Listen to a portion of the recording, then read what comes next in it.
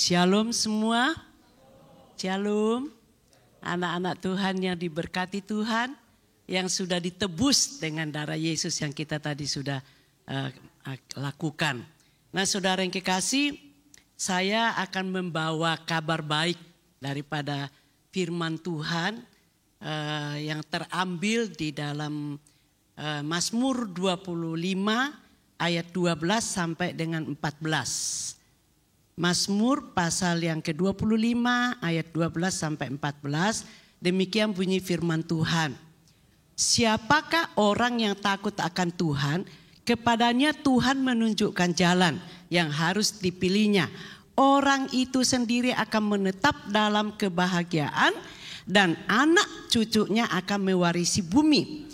Tuhan bergaul karib dengan orang yang takut akan Dia dan perjanjiannya diberitahukannya kepada mereka. Amin.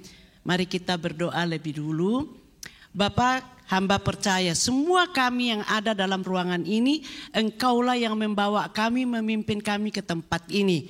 Dengan satu tujuan, Engkau akan memberikan kepada kami hati yang baru, roh yang baru di dalam setiap batin kami. Karena hanya orang yang mendapatkan hati yang baru, roh yang baru dari Tuhan akan mengerti firman Tuhan. Dan jauhkanlah dari hati kami semua hati yang keras dan gantikanlah dengan hati yang taat. Sebab Roh Kudus yang akan mengendalikan kami semua.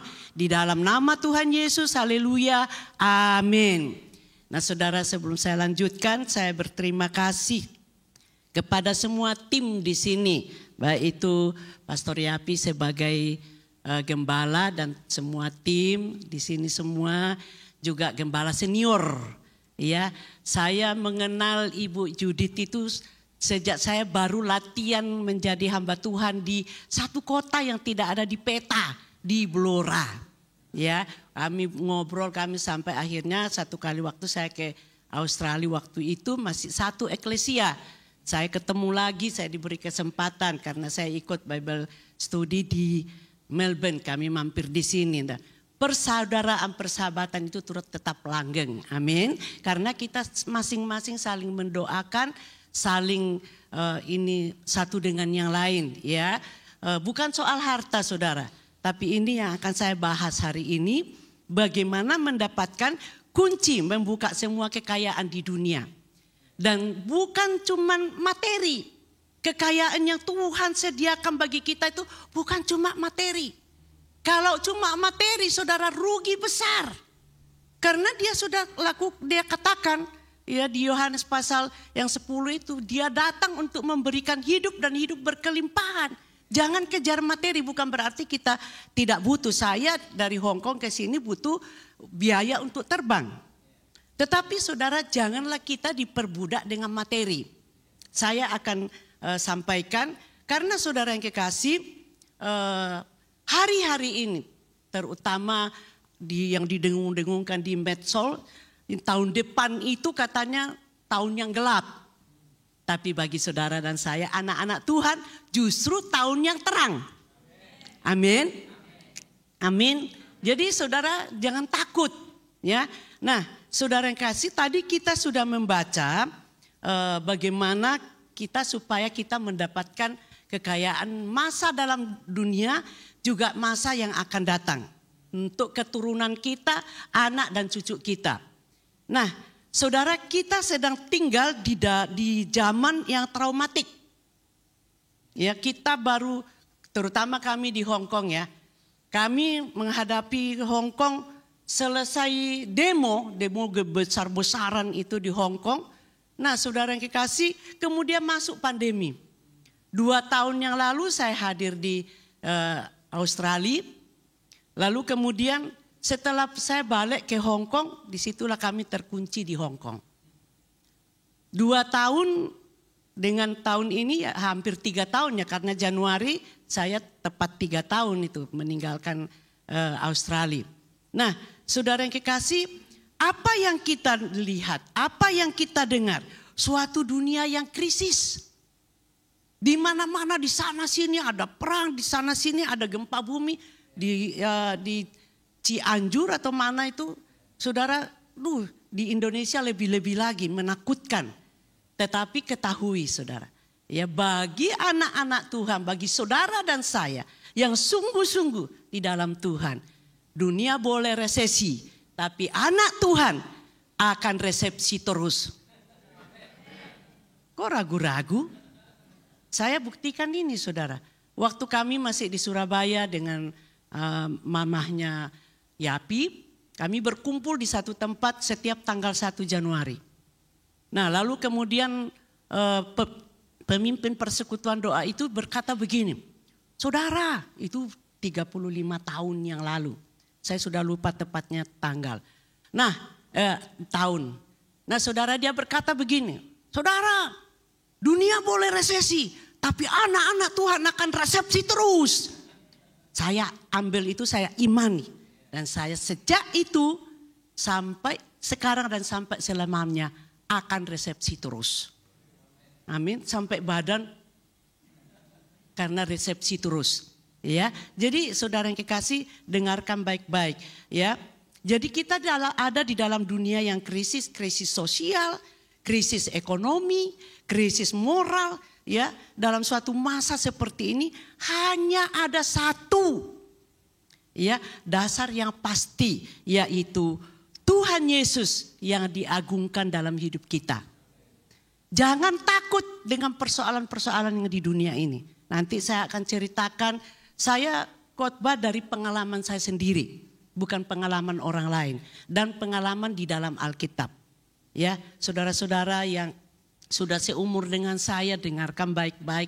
Ya, hai engkau yang pengusaha, kau yang karyawan, kalau engkau ambil patokan hari ini, engkau tidak akan pernah, ya, engkau tidak akan pernah resesi, tapi akan terus resepsi, baik itu secara roh, secara jiwani, dan secara tubuh kita, yaitu materi. Nah, saudara yang kekasih, saya tadi sudah membacakan Mazmur 25 ini, ya.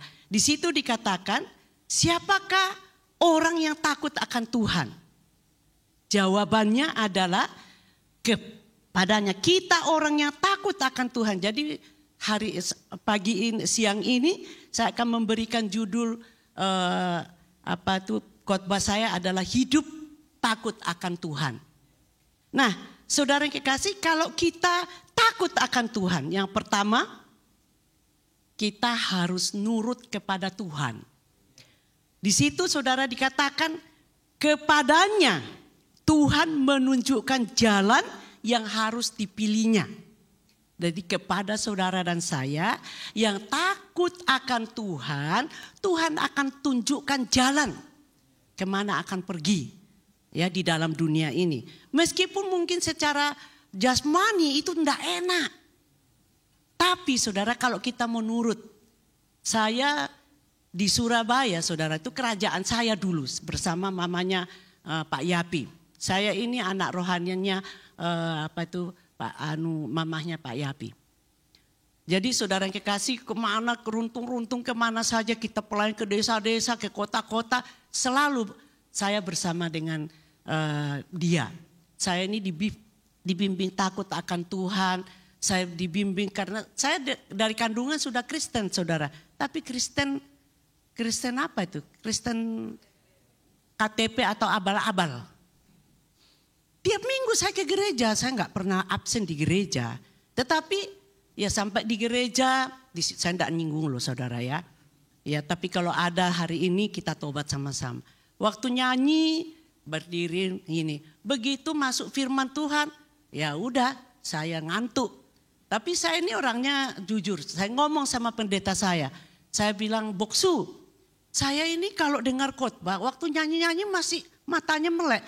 Tapi begitu dengar khotbah, itu saya itu udah enggak dengar.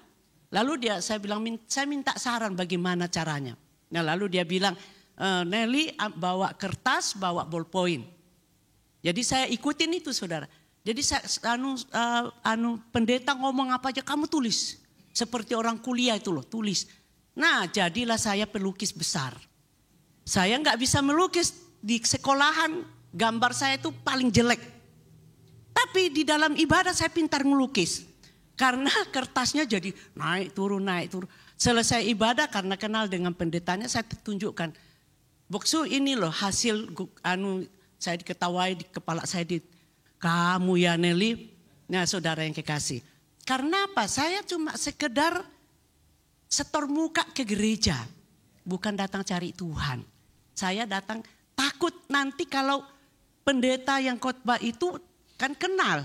Nanti dia kirim diaken ke rumah saya, kita ditanya kemana minggu kemarin, kemana. Karena pernah waktu itu saudara, tiba-tiba pagi-pagi hari Senin saya belum berangkat kerja, jam 7 diketok-ketok. Saya lihat siapa ini? Diaken dikirim. Kenapa Bobby sama Nelly kemarin tidak ke gereja? Ya ampun, kok tahu padahal ibadahnya 3 kali. Saya pikir 3 kali kok dia bisa tahu gitu loh. Ya, nah saudara yang kekasih. Jadi saya setelah lahir baru, saya mulai menikmati Mazmur 25 ini.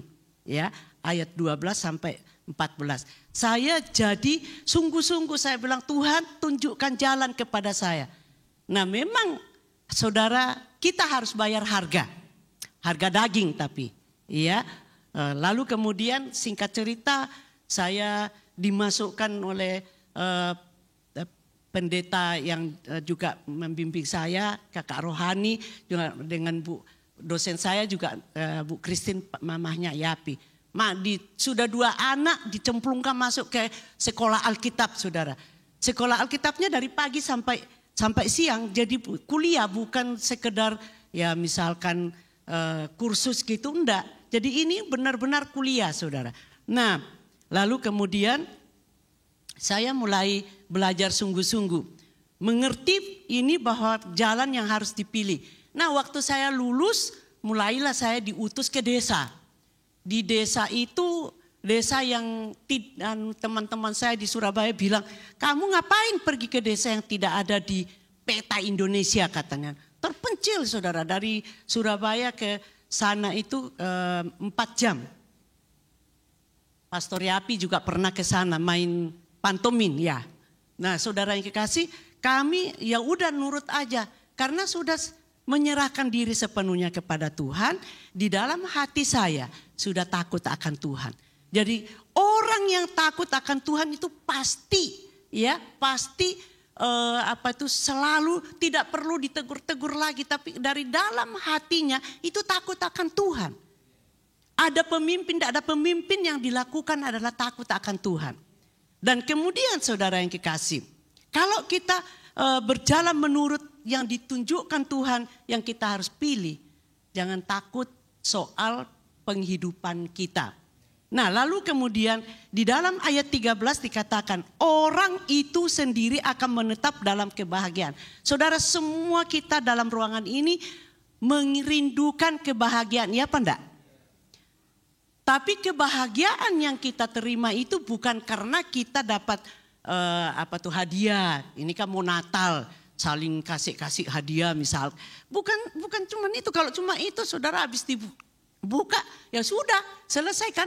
Belum tentu hadiah yang kita terima itu akan kita butuhkan. Tapi bahagia yang Tuhan di sini bahagia yang Tuhan tunjukkan di sini adalah bahagia dari dalam hati. Kalau bahagia itu dari dalam hati, saudara yang kekasih, dirusak oleh orang kayak apapun itu tidak akan hilang. Saya kasih contoh begini. Seorang hamba Tuhan, pasti juga Australia tahu itu. Dia adalah John Maxwell. Istrinya itu memberi seminar kebahagiaan. Nah pada waktu dia memberi seminar itu, waktu tea time, ada satu jemaat yang hadir. Sebelum kita keluar dari sini dia angkat tangan. Bu, saya mau tanya, apakah ibu bahagia dengan suami ibu? Ya John Maxwell. Nah John Maxwell itu ada di situ, dia tunggu. Karena dia membahagiakan perusahaan-perusahaan di seluruh dunia. Tapi kalau istrinya tidak bahagia bagaimana? Sia-sia dong. Nah lalu dia berkata begini. Tidak, tapi masih koma. Nah John Maxwell di situ dikatakan dia pingin tempat yang dia dulu itu dia terbuka terus dia tenggelam masuk. Nah tapi karena pernyataan, tapi dia berkata nanti dulu istrinya ini, saya menikah dengan John Maxwell bukan untuk kebahagiaan. John Maxwell dalam hidupku itu sebagai pelengkap. Tapi kebahagiaan sesungguhnya di dalam hatiku itu adalah dari Tuhan Yesus, Roh Kudus. Di dalam hatiku. Jadi John Maxwell baik sama aku, tidak baik atau kita namanya dari latar belakang beda. Pasti kan ada di dalam rumah tangga itu perbedaan-perbedaan. Jadi dia bilang saya tidak terganggu. Karena apa? Kebahagiaanku tuh sudah ada di sini. Aku dilengkapi John Maxwell, aku juga melengkapi John Maxwell. Halo, suami istri. Jadi jangan saling menuntut, saling menerima, saling menutupi kekurangan masing-masing. Saya dengan Pak Bobi juga, ya ada kekurangannya Pak Bobi, ya, banyak kekuranganku. Tetapi saudara kami saling menerima, saling menopang. Kurangnya di sini saya yang ini, kurangnya dia di sana saya yang ada di situ. Nah kurang saya dia yang ada di situ. Kalau kita sudah seperti ini pasti berbahagia. Amin. Inilah kunci kebahagiaan. Masih banyak sebenarnya ya. Nah saudara di samping kebahagiaan di situ dikatakan menetap. Jadi kebahagiaan itu karena dari dalam hati itu menetap. Jadi tidak membuat kita, sejak saya ngerti ini saya nggak pernah lagi stres. Kecuali persoalan orang lain saya tidak bisa tidur saudara. Karena saya pikir kenapa ya kok begitu ya. Kemarin kami ngomong-ngomong sama Yapi karena di Indonesia banyak hamba-hamba Tuhan yang jatuh dan banyak yang saya kenal. Saya tahu mereka itu benar-benar hidup di dalam firman Tuhan. Tapi kok bisa jatuh. Jadi kemarin malam kita ngomong-ngomong dengan Yapi. Iya ya tante kok bisa ya. Ya itu saya juga tanya Tuhan kok bisa ya. Karena dia buka pintu, buka celah. Jadilah seperti itu.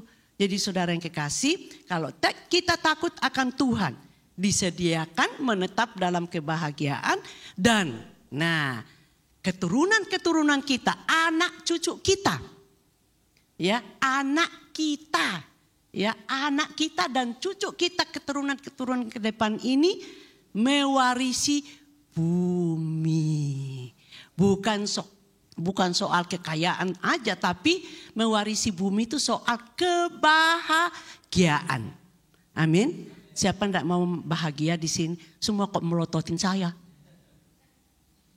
Saya sudah berdoa berhari-hari saudara sejak Yapi tanya saya bisa nggak tante? Saya ada 3 materi yang Tuhan sediakan, tapi saya terus yang mana yang paling tepat. Tadi berdoa sama Bu Yudit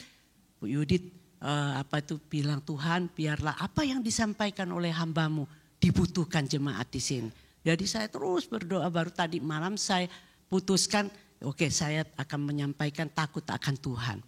Saudara semua tua muda, kalau kehidupan kekristenanmu itu didasari dengan takut akan Tuhan dari dalam hatimu akan mengeluarkan kebahagiaan. Ya, nah saudara yang kekasih, di situ dikatakan anak cucu kita. Jadi tidak usah takut tentang anak cucu kita, tinggal kita berseru kepada Tuhan. Lalu ayat yang keempat berkata begini, lebih lagi luar biasa.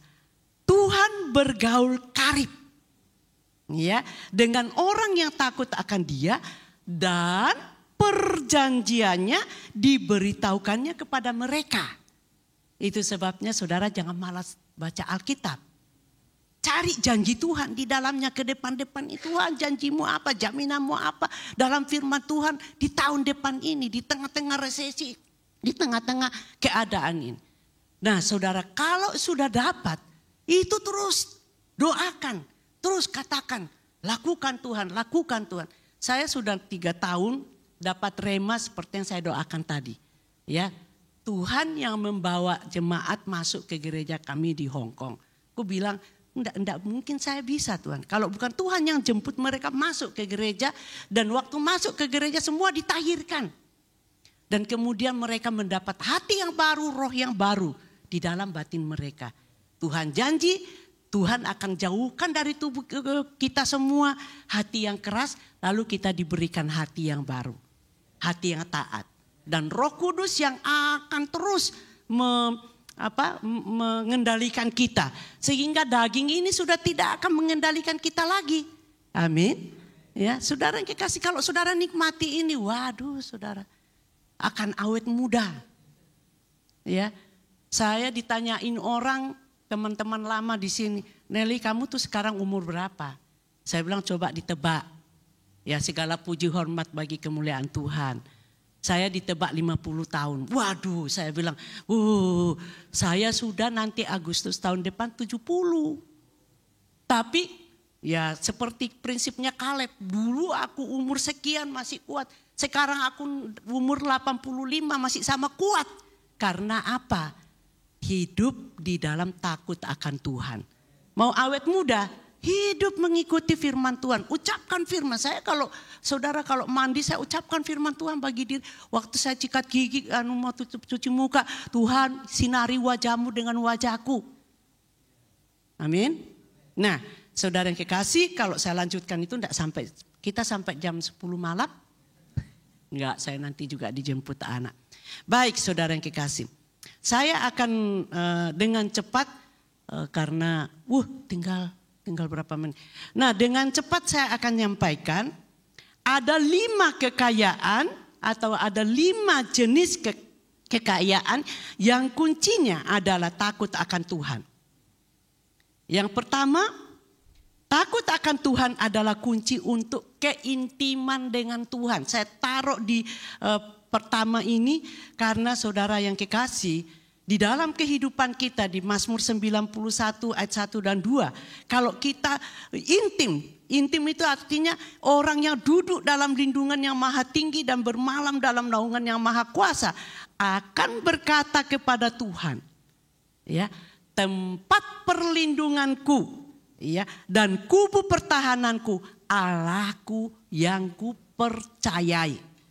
Amin. Nah, saudara yang kekasih, kalau kita itu sungguh-sungguh hidup intim dengan Tuhan, maka lambat laun kita akan berkarakter Yesus Kristus. Ya, saudara jangan cari hamba Tuhan yang ini lalu kita kagum, aku mau seperti karakter dia. Saudara yang kekasih, ada orang yang berdoa supaya aku punya karakter seperti Abraham. Oh, bisa enggak kamu bayar harga seperti Abraham? Disuruh keluar, tinggalkan semuanya untuk pergi ke tempat di mana Tuhan akan tempatkan dia. Tapi kita mau mengejar berkarakter Tuhan Yesus, yaitu buah roh. Galatia pasal yang ke-5 ayat yang ke-22-25. Diawali dengan kasih, sukacita, damai. Kalau ada kasih di dasar hati kita, mau tak mau, ada persoalan tidak ada persoalan, kita akan tetap sukacita. Kita akan dikawal dengan damai sejahtera. Kemanapun kita pergi, tidak menjadi di Hong Kong, saudara, karena mereka TKW. Kadang-kadang ada yang masuk di komsel mereka itu pengacau, mengadu domba sana sini. Tapi karena saya sudah taruh di dalam hati mereka karakter Kristus, saya bilang kalau ada orang masuk mengacaukan komselmu, kalian harus bersatu, jangan dimungsuhi. Tetapi transferkan kasih, transferkan damai sejahtera sukacita. Karena mereka yang suka mengadu domba itu sebenarnya tidak punya kasih. Tidak punya damai, tidak punya sukacita. Makanya dia kepingin orang lain juga tidak punya sukacita. Nah, kita yang punya sukacita, kita harus mentransferkan kepada mereka. Nah, itulah karakter Kristus. Karena kan Kristus datang ke dunia, salib itu sebenarnya artinya apa? Allah turun ke dunia memperdamaikan dirinya dengan manusia. Nah, lalu kemudian horizontalnya itu antara manusia dengan manusia itu ada damai sejahtera, berdamai satu dengan yang lain. Nah, jadi kalau orang bilang udahlah ini dan itu, saudara yang kekasih, kita kalau punya salib, ngerti salib, kita tidak akan berkarakter dunia lagi. Sebab Roh Kudus sudah memperdamaikan hati kita dengan Allah Bapa. Dan di dalam kita semua, justru kalau kita lihat pernah dianiaya orang, Justru belas kasihan itu turun pada kita mendoakan mereka. Akan kemana mereka kalau terus-menerus buat kayak begitu? Pastikan neraka. Kan kita tidak ingin Tuhan Yesus itu, karakter Tuhan Yesus tidak ingin satu pun dari kita masuk ke neraka. Dia ingin kita semua masuk surga. Jahat tidak jahat. Pokoknya kita ini Tuhan inginkan kita ini masuk surga semua. Amin. Nah, lalu kemudian yang kedua saudara. Ya, jadi ke depan ini hiduplah intim dengan Tuhan. Sehingga kita berkarakter Kristus dan itu menjadi kunci kekayaan rohani. Kekayaan rohani di dalam hidup kita yaitu damai sejahtera sukacita. Nah lalu kemudian yang kedua, takut akan Tuhan adalah kunci kepada kekudusan. Ya, jadi contoh saudara yang kekasih dalam Alkitab di Kejadian pasal 39 ayat 8. Tetapi Yusuf menolak dan berkata kepada istri tuannya itu, dengan bantuan tuanku itu, dengan bantuanku tuanku itu tidak lagi mengatur apa yang ada di rumah ini.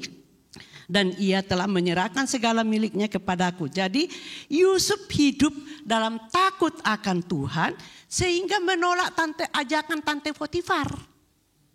Ya, karena takut akan Tuhan, enggak ada pendeta di situ yang akan hati-hati loh ya, hati-hati. Tapi karena dari dalam hatinya dikawal oleh takut akan Tuhan, maka saudara resiko memang saya tadi bilang bayar harga. Yusuf lari, nah penjara menerima dia, tapi justru penjara inilah yang menjadi jembatan masuk ke istana. Halo, amin. Jadi persoalan-persoalan yang kita hadapi itu untuk membuktikan bahwa firman Tuhan itu ya dan amin. Tepuk tangan dong untuk Tuhan Yesus. Amin. Jadi saudara mulai sekarang jangan ngomel kalau sedang menghadapi persoalan.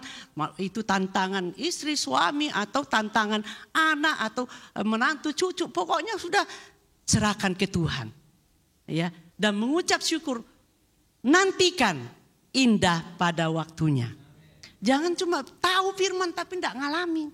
Iya, saudara yang kekasih, jadi ini yang perlu kita di dalam kehidupan kita. Makanya Amsal 4 ayat 23 berkata, jagalah hatimu dengan segala kewaspadaan, bukan khawatir.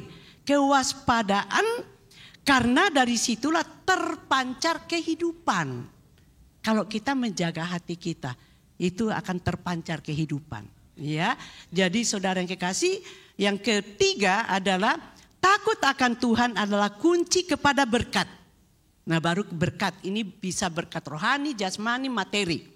Di dalam Mazmur 34 ayat 10 berkata, takutlah akan Tuhan, hai orang-orangnya yang kudus, sebab tidak berkekurangan orang yang takut akan Tuhan.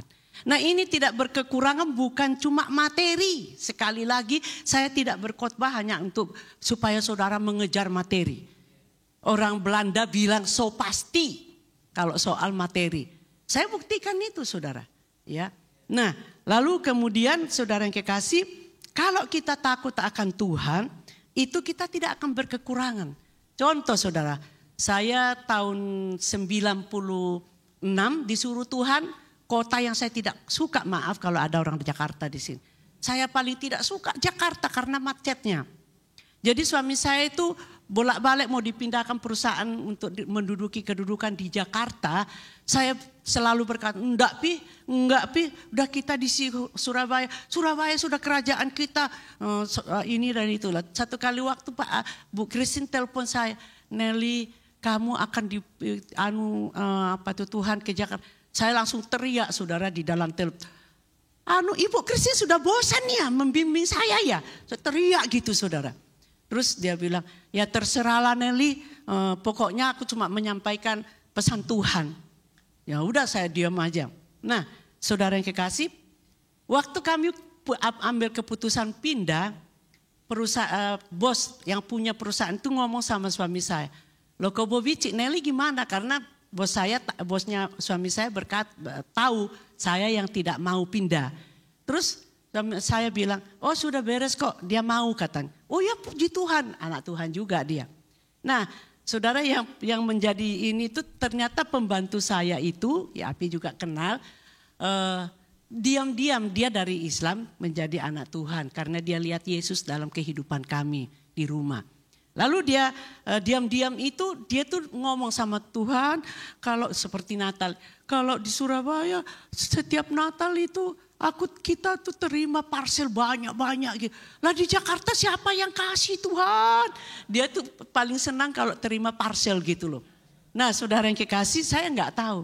Ternyata waktu kita sudah pindah, sudah Desember, dia teman-teman dari hamba-hamba Tuhan, karena kan saya juga terlibat dalam pelayanan di gereja sana, kirim itu parcelnya lebih gede-gede, lebih ini. Nah saya pulang dari pelayanan, tiba-tiba di depan pintu dia bilang, Bu, dia lipat lutut, dia menyembah, Bu, terima kasih Tuhan Yesus. Kulo, kamu kenapa? Kenapa kamu? Iya Bu, saya tuh berdoa. Ya, jujur dengan ngomong kayak gitu, ternyata di Jakarta lebih banyak parcel, itu parcel semua. Aku bilang, kamu itu loh, ngapain kayak, padahal dia tuh kalau tak kasih dia enggak juga mau. Jadi saudara, dia cuma menikmati menerimanya. Ya, saudara yang kekasih, saya mau membuktikan bahwa kita yang takut akan Tuhan itu, berkat Tuhan itu akan mengikuti kita, mengejar kita. Amin. Nah, lalu yang keempat, takut akan Tuhan adalah kunci keamanan, perlindungan. Ya, di dalam Mazmur 34 ayat 8, malaikat Tuhan berkemah di sekeliling orang-orang yang takut akan Dia lalu meluputkan mereka. Saudara yang kekasih, saya buktikan, kita kalau menghadapi masalah, coba ingat-ingat firman-Nya, jawaban firman apa? Waktu itu saudara, saya mempercayai malaikat Tuhan itu berkeliling, karena waktu kerusuhan di Jakarta, saya bolak-balik bertemu dengan malaikat, ditulungi malaikat.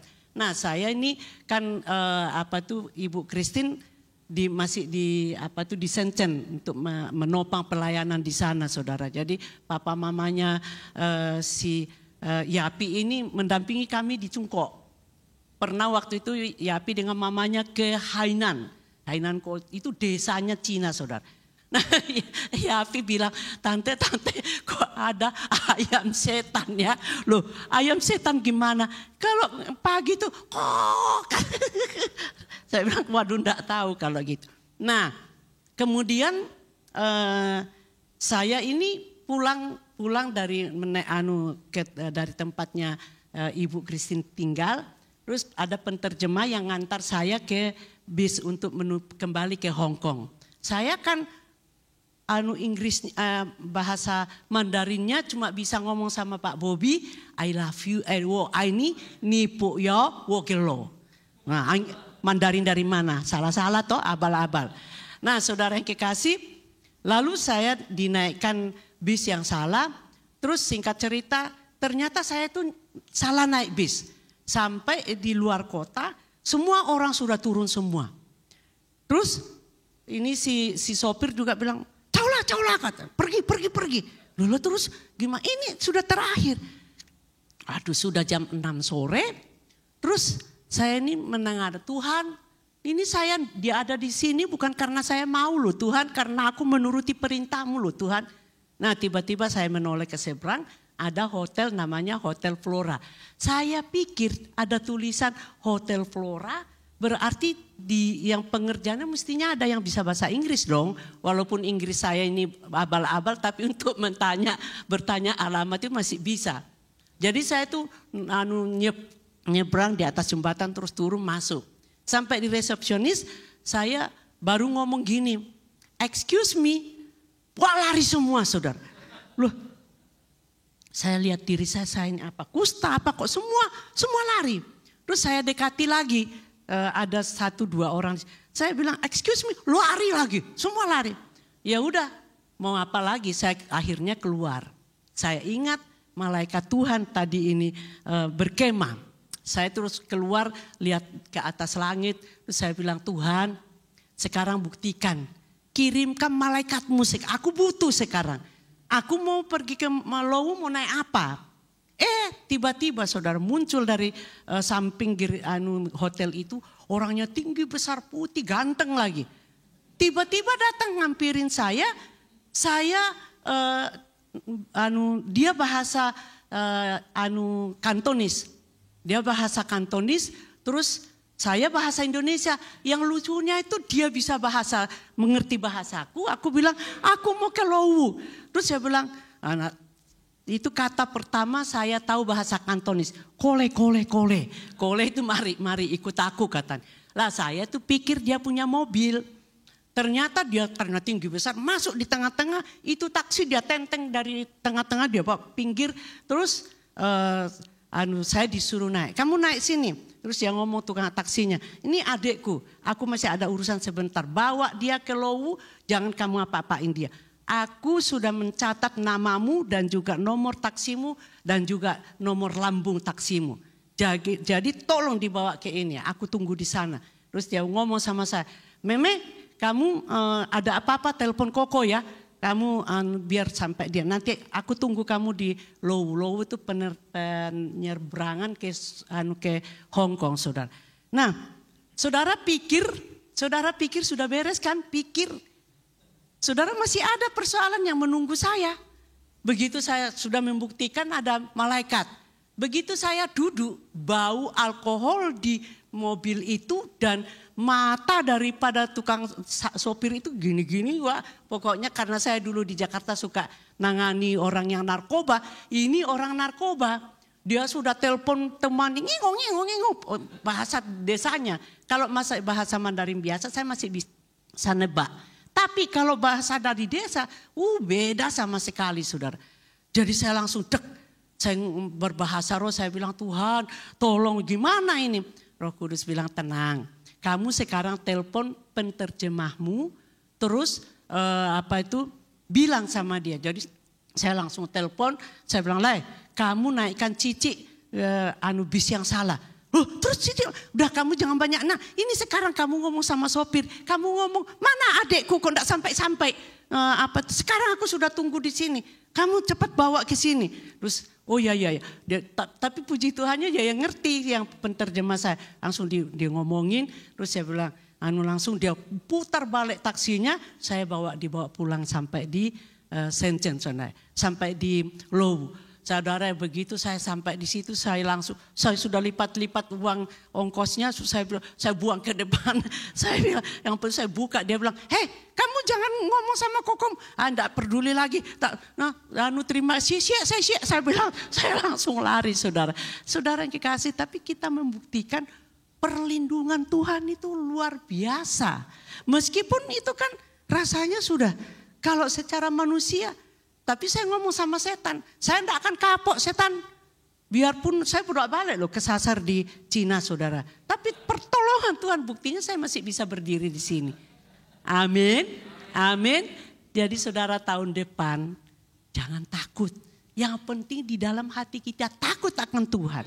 Amin. Nah, lalu yang terakhir, takut akan Tuhan adalah kunci kepada hidup yang kekal.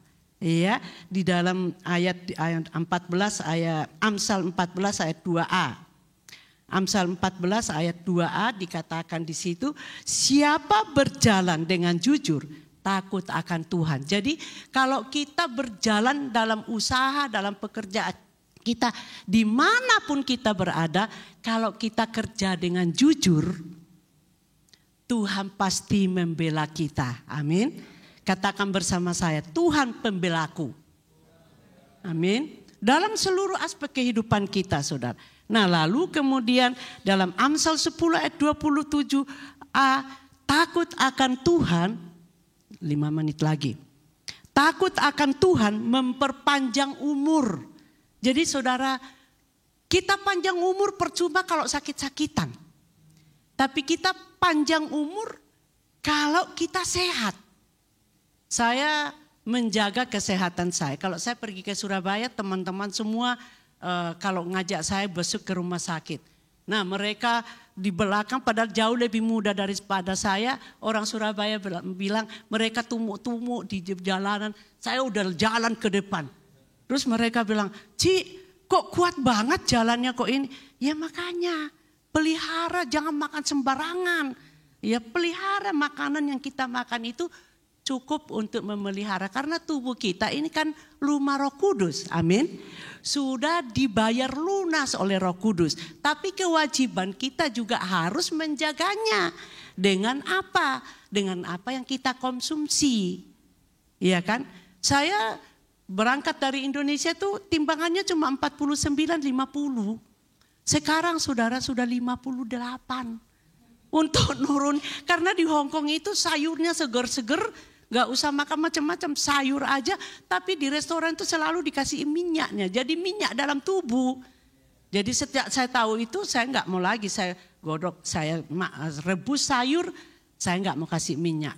Karena seger-seger dan manis-manis saudara. Ya. Nah saudara yang kekasih di dalam Tuhan. Kita kalau takut akan Tuhan. Maka roh Tuhan itu akan ada di dalam kehidupan kita.